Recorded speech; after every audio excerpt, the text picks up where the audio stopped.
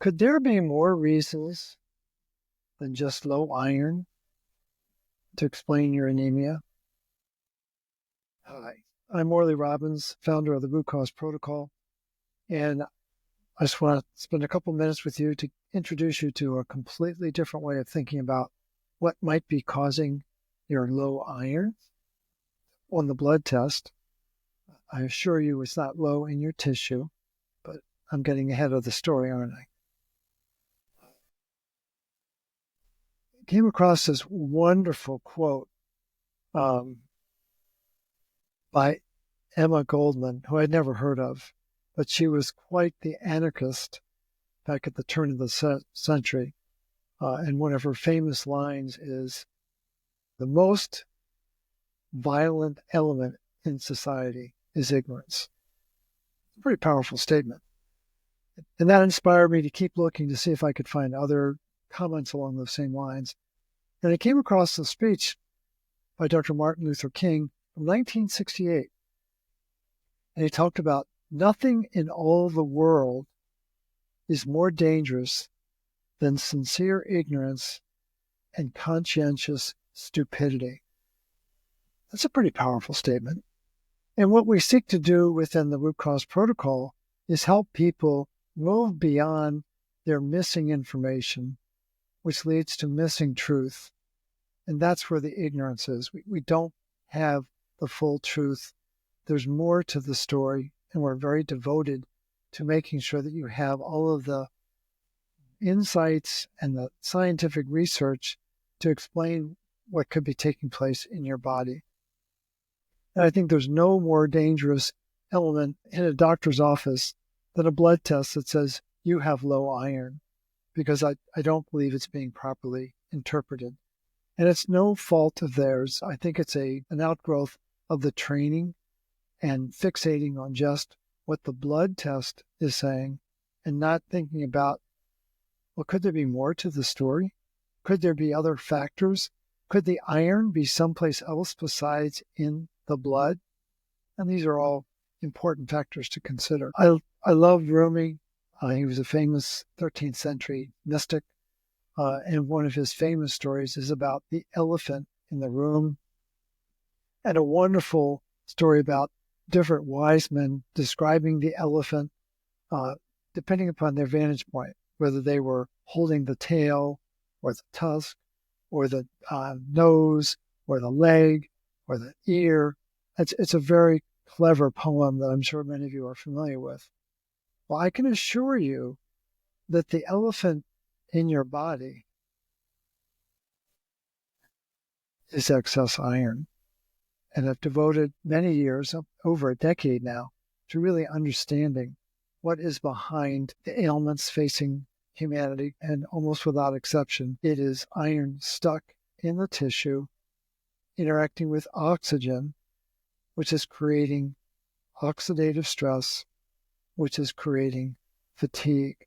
Because if oxygen can't become water inside our mitochondria, then it's going to become hydrogen peroxide. It's going to become other free radicals, and we're not going to get the ATP production that we need. So it's a very well-studied dynamic that's not openly discussed in the doctor's office. Now, a book that talks about this concept was written a number of years ago by Roberta Crawford, and she talks about the elephant in the room. She talks about the iron elephant. She makes a point of wanting you to know what you should know about the dangers of excess iron. It's a wonderful book. I would encourage you to read it if you haven't already done so. But keep in mind, there's only one word missing in the book. There's no mention of the word copper. And when you really want to get into the truth of iron metabolism, you've got to talk about copper, because it turns out that copper is the general and iron is the foot soldier.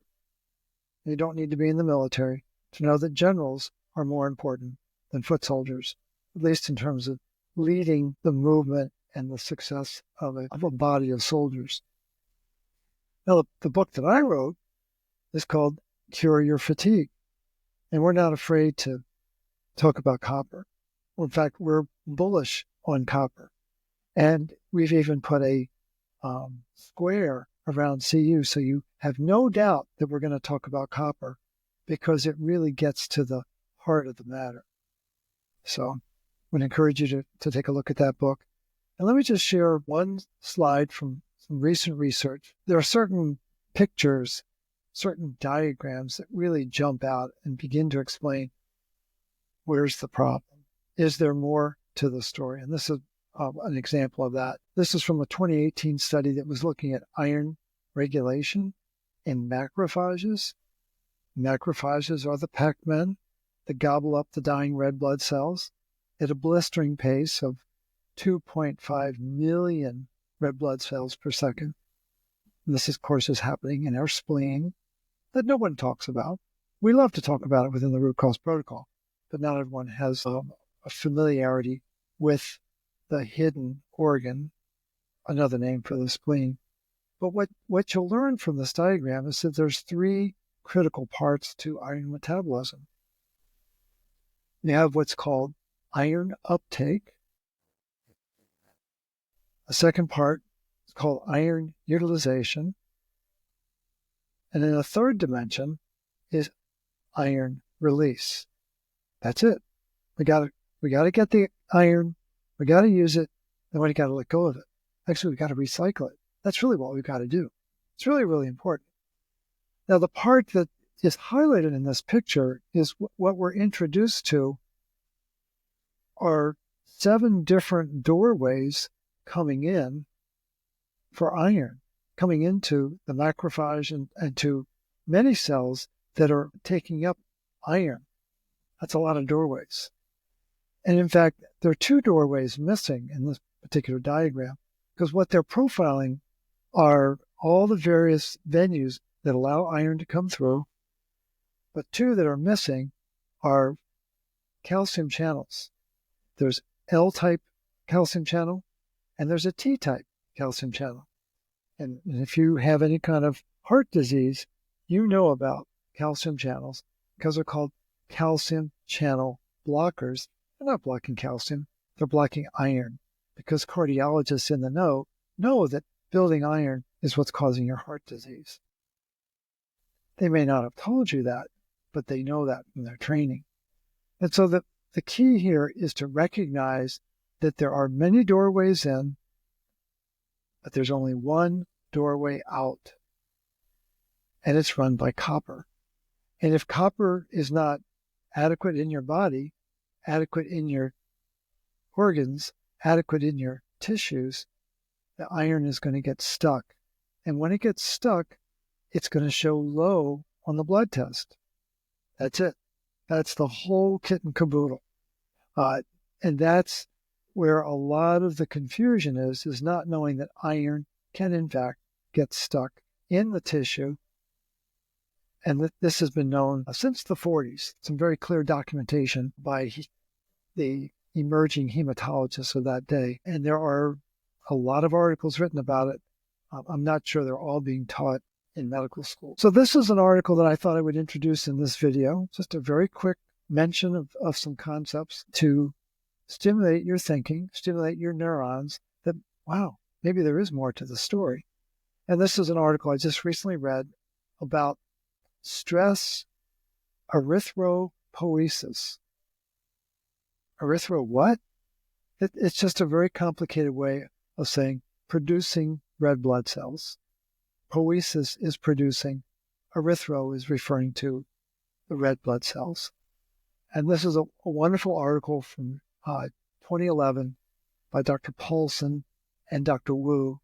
And it's a very enlightening article about how stress can affect the production of hemoglobin and the production of new red blood cells in the body.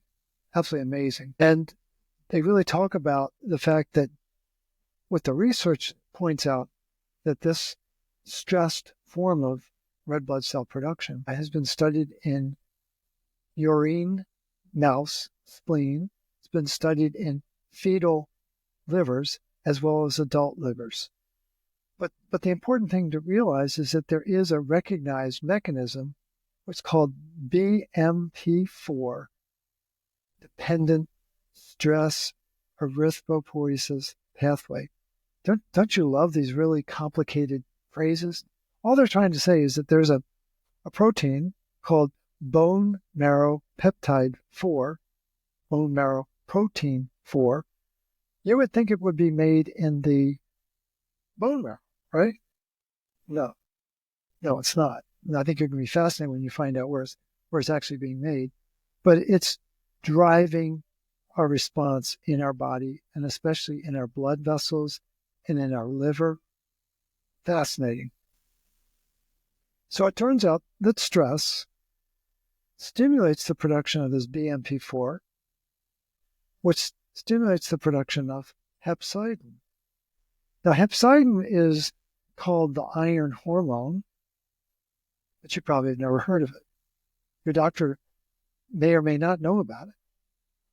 It is a blood marker that can be measured, but we're not allowed to measure it.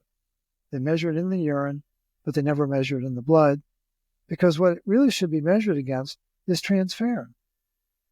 Transferrin, in relationship to hepcidin, would be a very important thing to know.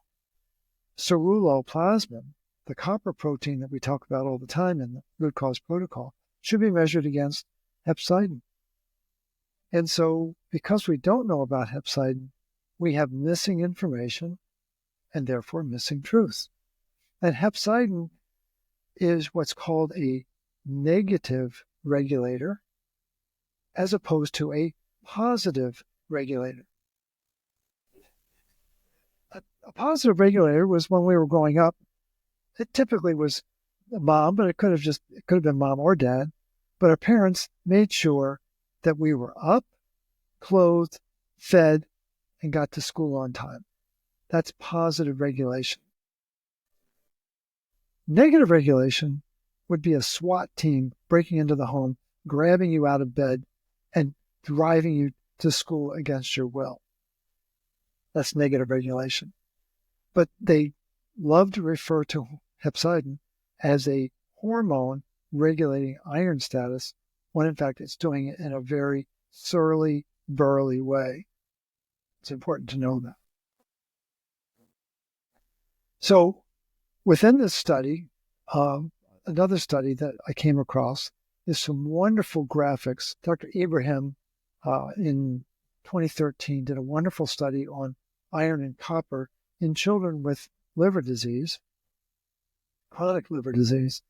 And she borrowed pictures that were developed by Nancy Andrews, who is now retired, but is probably one of the most famous hematologists on the planet during her tenure. And she ended her career as being the first female head of a major medical institution, Duke University. Very, very impressive credentials, impeccable research. And these first two graphics are explaining how iron gets into our gut, into the enterocytes. And there are multiple stages of activity that need to take place. What's important to know is that copper is needed in all three stages. You cannot absorb iron into the enterocyte. You cannot get iron into ferritin, and you cannot get iron out of the back door into the bloodstream without copper. So copper absorption, it's actually a two-step process, but you must have copper in order to complete it. At a systemic level, it's a multifaceted process. We don't need to get into all the details right now, and we will in subsequent videos. But the point is there's a lot of activity between the liver, the spleen, the bone marrow, other tissue in the body, and this is where all the magic is, but it's taking place on a constant basis, and it's really built around recycling. Very important concept for a whole management of iron in the body is a recycling program. Copper is central to that whole recycling process. When does it all begin to break down? When there's a shortage of copper, as there is in our diet. And that's one of the greatest challenges we face in the modern era, is finding foods that still have copper because of the modifications in farming, modifications in food processing that are affecting copper status. And we'll talk more about that in detail in other videos. But the picture that's most important from this article is this picture. And I just about fell out of my chair when I saw it, which I'm going to blow up for you right now. What we see here, again, is the movement of iron getting into the bloodstream. And what we have is, at the top and at the bottom of the diagram, is the bloodstream. And it's showing the liver in the middle, and it's showing these recycling macrophages over to the right. They're very, very important. And for the most part, they are found in the spleen. There's a section of the spleen called the red pulp. Well, the red pulp is processing 2.5 million red blood cells a second, which is, I don't know, I think it's impressive. It's 200 billion red blood cells that need to be turned over every 24 hours. Big numbers, right? So what this diagram is revealing is this relationship between green bubbles, which are hepcidin, and blue bubbles, which are transferrin, and the added information that very often the transferrin is iron attached. Iron is attached to that transferrin. It's called transferrin-bound iron. Very important. What's equally important is to know about non-transferrin-bound iron, because that's the iron that creates a lot of problems inside our body. And what this picture is revealing is a very important part of our anatomy called endothelial cells. There's a trillion of them in our body. They line all of the blood vessels. They're found in all of our organs. They're found in our brain. And they are sentient beings. They're very intelligent entities inside our body. They're monitoring blood flow. They're monitoring hemodynamics. They're monitoring the chemistry that's in the blood. They're very well endowed with their sensors and their ability to produce chemicals. And one of the most important things they do is they make this BMP4. I didn't know that until I read this article. And so here we find the very origin of stress is inside our blood vessels, and it's producing this very powerful protein, this BMP4, part of a stress pathway that produces a rise in hepcidin, which really disrupts iron metabolism. And what I think is really, really important is to understand what kind of stress were they referring to. But before I get to that, what I want you to know is that this BMP4 affects the liver. And then the liver is what's actually producing the hepcidin, which then finds its way back into the bloodstream. But the originating event is taking place in the endothelial cells, lining the blood vessels, lining the organs, lining our brain. And it's a very significant nuance that's important to understand. Why? Because the type of stress that it's responding to is restraint stress, the perception of being held down. You may go back a few years and remember that sensation that we were all feeling, and feeling of helplessness. And this has been studied. One of the most notable studies that I came across was by a cardiologist and copper expert named Leslie Clavet, MD, PhD. And he studied restraint stress on rodents. And what he found was that the restraint stress caused copper deficiency. And then we've come back full circle as to why the iron dynamic gets thrown off, because of the stress that the animal or the individual is experiencing in their day-to-day life. This has nothing to do with iron in your diet. has everything to do with your perception of your environment and the level of stress that you're experiencing. So just wanted to introduce a very thought-provoking concept, a very different way of thinking about what else could be causing my iron numbers to be low on the blood test, and move beyond the knee-jerk response that, it must be low iron in your diet, and you've got to feed your body with iron, when in fact, as we've learned in other videos that we've done, that 95% of the iron that you need every day to remake those red blood cells that are being broken down. Again, it's 200 billion a day. You got to make 200 billion red blood cells. 95% of that iron is coming from a recycling program.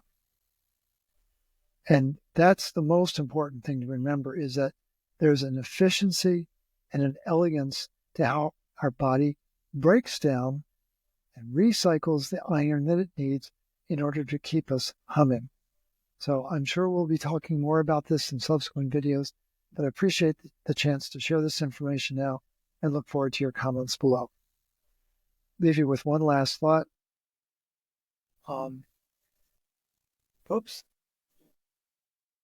Is that there's a distinct relationship between transferrin-bound iron and hepcidin, and it also turns out that transferrin, the level of transferrin, will influence the level of hepcidin. What's critical for transferrin? You've got to have retinol in your diet. Animal-based vitamin A, not beta-carotene, vitamin A, very, very important. And so these blood markers are very important, but we're corralled into thinking that it's always low iron that's causing the problem. So I'll leave you with that thought. And just this closing slide is from my one of my favorite sages, Einstein, who said, "Any fool can know. The point is to understand." And what we really want to do within the root cause protocol is make sure you have the missing information so that you are not missing the truth, so that you really do understand how your body works. And our highest goal is to see you become the CEO of your health. And that's really what we stand for, and we look forward to supporting you in that in these videos, these educational videos, and in the protocol that we have online that you can access by going to the website rcp123.org. Thanks for your time, and I'll look forward to your comments below.